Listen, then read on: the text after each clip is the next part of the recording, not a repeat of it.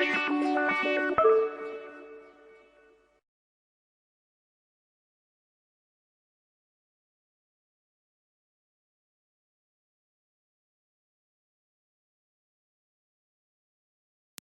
datang di Pojok Santai.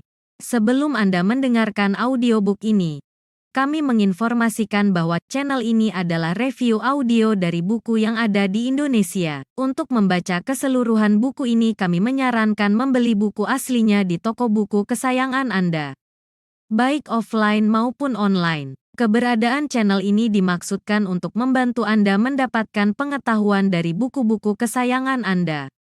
Jangan lupa untuk subscribe, like, dan komen.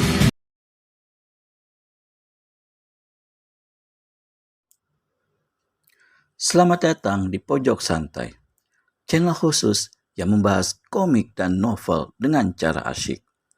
Wiro Sableng alias pendekar Kapak Maut Naga Geni 212 tergetar hatinya saat mengetahui tenaga dalamnya berada di bawah Dewi Siluman.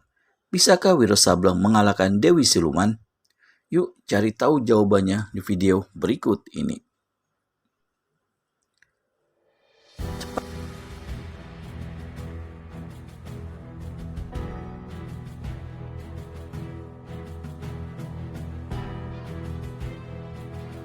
Cepat keluarkan senjatamu. Kau tak bakal kuat menghadapinya dengan tangan kosong. Benang sutra itu sangat halus. Benang sutra itu lihai sekali. Di saat Wiro merasa ragu-ragu untuk keluarkan senjata, maka Dewi Siluman melangkah sambil acungkan kalung tengkorak. Kau lihat tengkorak ini? Nasib tengkorak kepalamu tidak lebih baik dari ini. Tengkorakmu cukup bagus untuk diramu sampai kecil dan dijadikan kalung. Lalu dengan sebuah jurus bernama petir menyambar naga berenang, Dewi Siluman menyerbu. Kalung tengkorak di tangan kanannya laksana bola baja menyambar ganas ke kepala Wiro, sedang benang sutra biru di tangan kirinya melesat ke muka untuk melibat bagian tubuh pendekar 212 yang menjadi sasaran. Wiro, keluarkan senjatamu cepat, teriak Inani. Tapi Wiro menyambut serangan lawan dengan pukulan sinar matahari. Kalung tengkorak di tangan Dewi Siluman hancur lebur. Duar! Suaranya laksana letusan meriam sewaktu dihajar pukulan sinar matahari pendekar 212. Tapi di lain pihak, sang pendekar sendiri dibikin kaget karena pada detik itu benang sutra biru lawan telah melibat pergelangan tangan kanannya sampai ke ujung-ujung jari.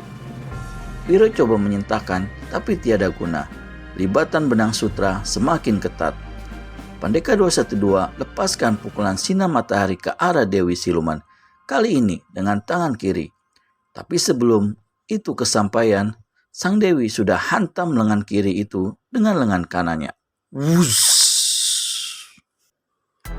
Masing-masing merasa sakit, namun Wiro lebih menderita. Sedang libatan benang di tangan kanannya belum terlepas. Inani tak menunggu lebih lama.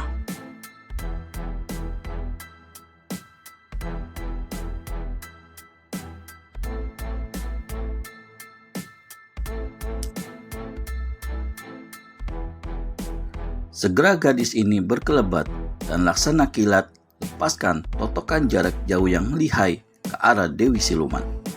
Dewi Siluman yang tengah hendak melibat sekujur tubuh Wiro dengan benang sutranya ternyata betul-betul luar biasa.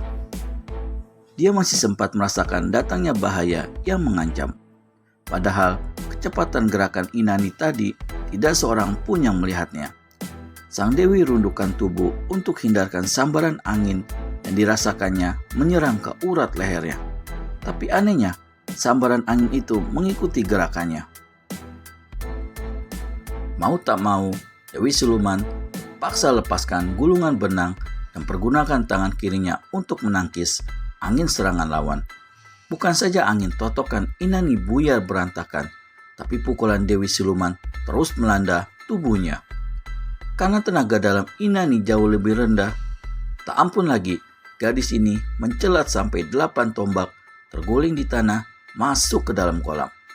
Inani kelihatan seperti hendak berenang, tapi tubuhnya kemudian tenggelam sedang air kolam tampak merah oleh darah yang muntah dari mulutnya. Melihat ini, Laruni segera melompat, ceburkan diri ke dalam kolam, lalu menyeret Inani keluar. Tubuh Inani dibaringkannya di satu tempat yang aman dan diberi pertolongan sedapat-dapatnya. Sebenarnya, Dewi Siluman merasa terkejut akan kehebatan angin pukulan aneh yang tadi dilepaskan Inani. Namun kini terdengar suara tertawanya mengekeh.